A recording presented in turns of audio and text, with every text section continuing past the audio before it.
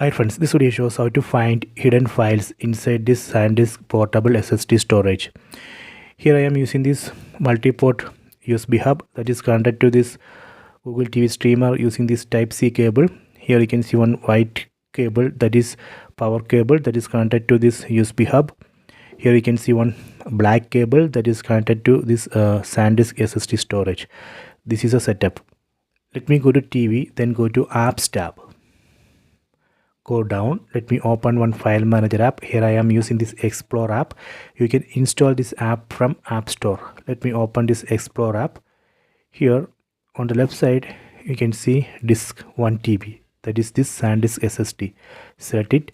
Now you are seeing files and folders inside this SanDisk SSD, but you are not able to see the hidden files.